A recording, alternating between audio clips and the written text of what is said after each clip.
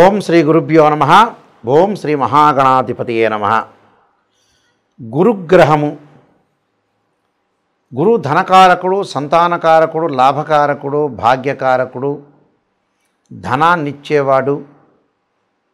గురువు యొక్క అనుకూలత ఉండాలి, గురుబలం అనేది ఉండాలని శాస్త్రంలో చెప్పారు. గురుబలం వల్ల లైఫ్లో జీవితంలో అన్నీ కూడా మనం సాధించవచ్చనే మనకి జ్యోతిష్ శాస్త్రం చెప్తుంది. ముఖ్యంగా గురువు అతిచారంలోకి వెళ్ళటం. అతిచారం అంటే ఏమిటంటే ఉన్న రోజుల్లో ఒక రాశిలో ఎన్ని రోజులు ఉండాలో అన్ని రోజులు ఉండకుండా ముందు రాశిలోకి ప్రవేశం చేయటమనే దాన్ని అతిచారము అంటాం. అతిచారం ఎప్పుడవుతుంది? అక్టోబర్ 18వ తారీఖున పునరస్సు నక్షత్రము 4వ పాదంలో రాత్రి 7:47 గురువు కర్కాటక రాశిలోకి ప్రవేశిస్తాడు. ప్రవేశించి 45 రోజుల పాటు కర్కాటక రాశిలో సంచారం చేసి డిసెంబర్ 5వ తారీఖు పునరస్సు నక్షత్రం 3వ పాదంలోకి సాయంత్రం పూట 5:25 మిథున రాశిలోకి తిరిగి మిథున రాశిలోకి వెళ్ళిపోతాడు. దీన్ని అతిచారము అంటారు. అతిచారం అంటే ఏంటంటే ఉన్న రోజుల్లో ఏదైతే రాశి నుంచి ఉంటాడో ఆ రాశిలో ఉండకుండా ఉన్న రోజులు ముందు రాశిలోకి తొందరగా ప్రవేశం చేయటంతో దాన్ని అతిచారం అంటారు. ఇది 45 రోజుల పాటు కర్కాటక రాశిలో గురువు యొక్క సంచారం అని జరుగుతుంది. వీళ్ళందరికీ కూడా ద్వాదశ రాశులు అన్న వాళ్ళందరికీ కూడా ఏ విధంగా ఉంటుందో, బృహస్పతి అంటే దేవగురువైన బృహస్పతి యొక్క ఫలితం ఏ విధంగా ఉందో ఒకసారి తెలుసుకుందాం. మకర రాశి వారికి ముఖ్యంగా గురువు అతిచార సంచారం వల్ల ఏ విధంగా ఉండబోతుంది? మకర రాశి వాళ్ళకి సప్తమంలో గురువు అంటే వ్యయాధిపతి, తృతీయాధిపతి గురువు ఏదైతే వీళ్ళకి సప్తమ స్థానంలో ఉండటం వల్ల ఎలాంటి ఫలితాలు జరగబోతున్నాయి? ధనధాన్య వృద్ధి, గౌరవ మర్యాదలు బాగా పెరిగే అవకాశాలు బాగా ఎక్కువ ఉండటం ఒకటి. గౌరవ మర్యాదలే కాకుండా ప్రతి పనిలో కూడా వాళ్ళకి అనుకూలమైన ఫలితాలు జరిగే అవకాశాలు ఉంటాయి. అంటే వృత్తి వ్యాపార రంగంలో ధనధాన్య ప్రాప్తి, గౌరవ ఆదాయం బాగా పెరగటం, ప్రతి విషయంలో కూడా విజయం లభించటం ఒకటి. కుటుంబ పరంగా సమస్యలు ఉండే అవకాశాలు లేవు. భార్యాభర్తల మధ్యలో ఆరోగ్యము ఆనందంగా ఉండటం ఒకటి. విదేశాలకి ప్రయాణాలు చేయటం, పుణ్యక్షేత్రాలు, తీర్థయాత్రలు, నదీ స్థానం, సముద్ర స్నానం చేసే అవకాశాలు ఉంటాయి. భూములు, గృహాలు, వాహనాలు కొనుగోలు చేసే అవకాశాలు కూడా బాగా ఎక్కువగా ఉంటాయి. అంటే అనుకూలమైన ఫలితాలు జరిగే అవకాశాలు ఎక్కువ ఉంటాయి. అంటే రాజదర్శనం, ఆరోగ్యం, గాంభీర్యం, గాత్రపోషణం అంటారు. అంటే గురువు సప్తమ స్థానంలో ఉంటే రాజకీయ వ్యవహారాల్లో జయం కలుగుతుంది, ఆరోగ్యము బాగుంటుంది, గతం కంటే కూడా ఆరోగ్యం మెరుగైన ఫలితాలు ఉంటాం, వివాహ ప్రయత్నాలు సఫలీకృతం కావటం, మంచి సుసంపన్నమైన కుటుంబం నుంచి అబ్బాయి కానీ అమ్మాయి కానీ లభించే అవకాశాలు ఎక్కువ ఉంటాయి. తేజోబలము, అభీష్ట కార్యసిద్ధి అన్నీ కూడా అనుకూలంగా ఉండటం ఒకటి మొదలైన మంచి సుఫలితాలు జరిగే అవకాశాలు ఎక్కువ ఉంటాయి. అంటే వివాహ ప్రయత్నాలు సఫలీకృతం అవుతాయి. అలానే ప్రేమించుకున్న యువకులు ఎవరైతే ఉంటారో వాళ్ళకందరికీ లాభాలు కలగటం ఒకటి. భార్యాభర్తల మధ్యలో గతంలో ఎవరైతే విడిపోయారో విడాకులు వద్దు, మన ఇద్దరం కలిసి ఉండాలి ఒక ఆలోచన కలగటం ఒకటి. భార్యాభర్తల మధ్యలో బాండింగ్ బాగా పెరగటం ఒకటి. కాంట్రవర్షన్ లేకుండా కాంప్రమైజింగ్గా ఉండే అవకాశాలు, బంధుత్వము, బంధుమిత్రులతో స్నేహబంధము, అనురాగ బంధం, లవ్ అట్రాక్షన్ బాగా పెరిగే అవకాశాలు ఎక్కువ ఉంటాయి. కాబట్టి సప్తమంలో గురువు చాలా మంచి చేస్తాడు. ఫైనాన్షియల్ పరంగా ఆకస్మికంగా ధనలాభం, ఉద్యోగంలో మార్పులు, ఉద్యోగపరంగా కూడా ఆదాయము, ప్రమోషన్లు, స్థానచలనాలు, విదేశాలకు వెళ్ళే అవకాశాలు, అలానే విద్యార్థులకు కూడా మంచి విద్యలో ఉత్తీర్ణత సాధించడం, గవర్నమెంట్ జాబ్స్, ప్రైవేట్ జాబ్స్లో మంచి అనుకూలంగా ఉండే అవకాశాలు ఎక్కువ ఉంటాయి. క్షేత్ర దర్శనము, తీర్థయాత్రలు తిరిగే అవకాశాలు, గృహము, వాహనాలు కొనుగోలు చేసే అవకాశాలు కూడా ఖచ్చితంగా ఉంటాయి. కాబట్టి వీళ్ళందరికీ కూడా మంచి జరిగే అవకాశాలు ఎక్కువ ఉన్నాయి. మరింత మంచి జరగాలంటే చక్కగా నేను చెప్పే రెమెడీస్ పాటించండి, మీకు మంచి సుఫలితాలు జరిగే అవకాశం ఖచ్చితంగా ఉంటుంది. గురువు మనము చెప్పుకున్నట్టుగా సంతానాన్ని ఇచ్చేవాడు. ఆ గురువు యొక్క అనుకూలత ఉంటే ఉద్యోగం కానీ, విద్య యందు కానీ, సంపదను కానీ, సంపద సృష్టించటం కానీ, సంపద ఏర్పరచటం కానీ, ఆర్థిక పరంగా తనతో పాటు మనతో పాటు నలుగురు జీవించటం, నలుగురికి భోజనం పెట్టడము, ఇలాంటివన్నీ కూడా గురుగ్రహం యొక్క అనుకూలత ఉంటేనే మనం ముందుకు వెళ్ళగలుగుతాం. గురువు అనుకూలంగా లేదనుకోండి మనం బాగుపడలేము, మన ద్వారా ఎదుటి వాళ్ళు కూడా పెద్దగా బాగుపడే అవకాశం అనేది లేదు.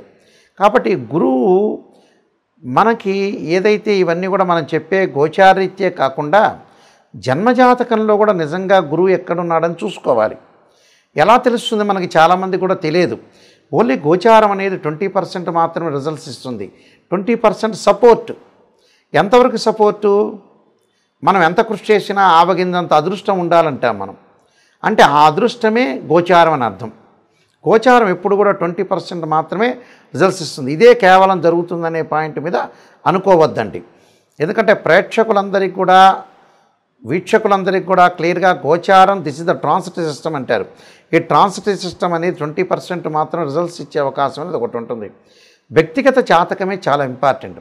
వ్యక్తిగత జాతకంలో ఎవరికైతే గురువు 6, 8, 12 స్థానాల్లో ఉన్న వ్యక్తిగత జాతకంలో వాళ్ళ బర్త్ చార్ట్లో, అలానే గురువు రాహుతో కలిసిన, కేతువుతో కలిసిన, అలానే గురుశనుల యొక్క కలయిక కానీ కలిస్తే కొన్ని ఇబ్బందులు కలిగే సూచనలు అనేవి బాగా ఎక్కువ ఉంటాయి.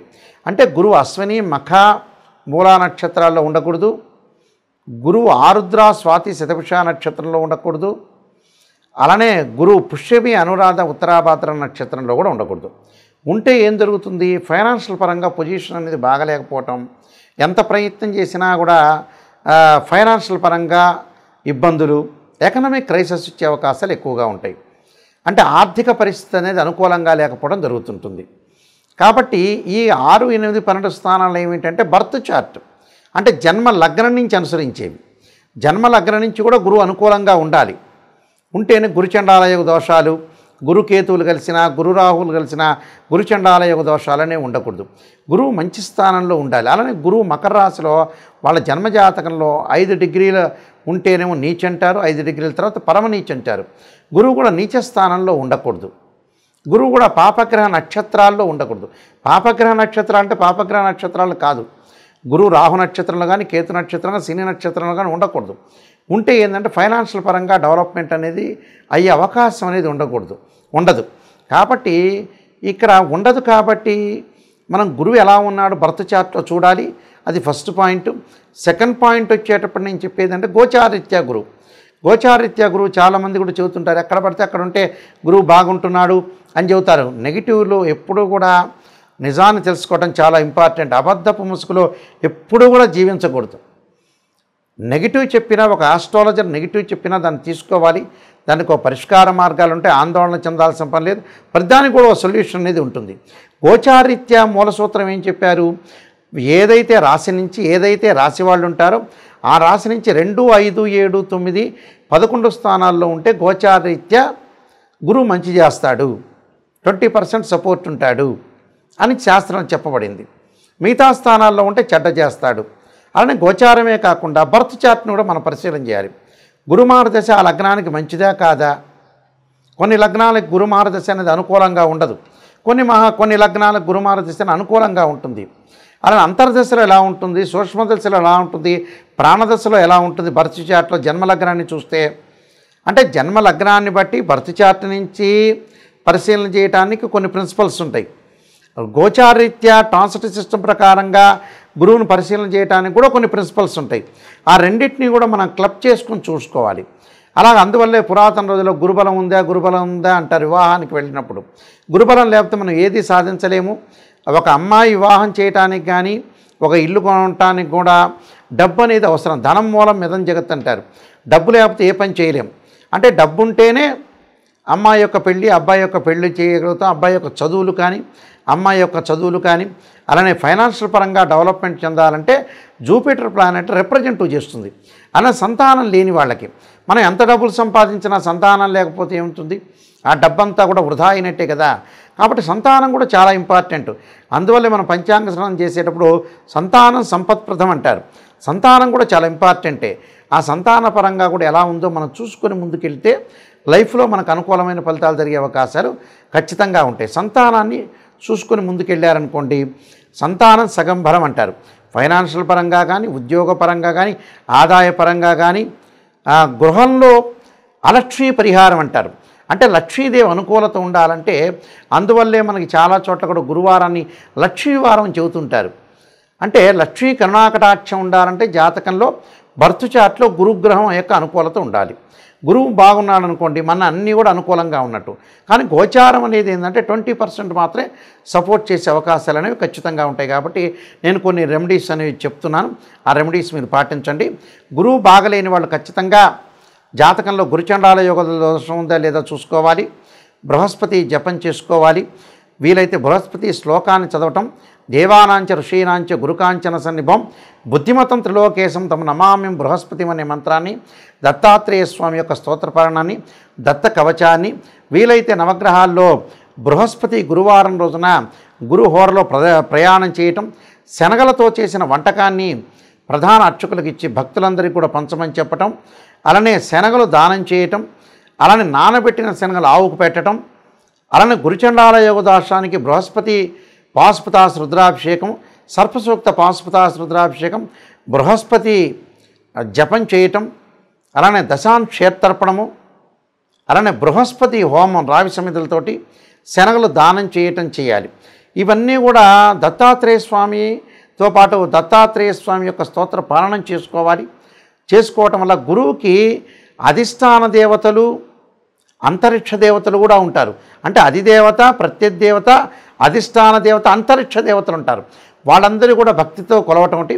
గురువుకు అంతరిక్ష దేవత తారాదేవిని కూడా భక్తి శ్రద్ధలతోటి అమ్మవారి యొక్క ఆరాధన కూడా చేయటం అనేది చాలా ఇంపార్టెంట్.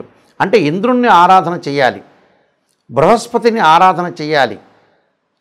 ఇలాగా ప్రతిదీ కూడా ఆరాధన చేయటం అనేది చాలా ఇంపార్టెంట్. కాబట్టి పరమేశ్వరుని కూడా ఆరాధన చేయటం వల్ల చాలా మంచి జరిగే అవకాశాలు ఎక్కువ ఉంటాయి. గురువుల్ని పూజించడం వల్ల కూడా మనకు మంచి సుఫలితాలు జరిగే అవకాశం ఖచ్చితంగా ఉంటుంది. మీ అందరికీ కూడా గురువు యొక్క అనుకూలత ఉండాలి, అనుగ్రహం అనేది కలగాలని ఆశిస్తూ, మీ అందరికీ కూడా మంచి జరగాలని ఆశిస్తూ సర్వే జనా సుఖినో భవంతు.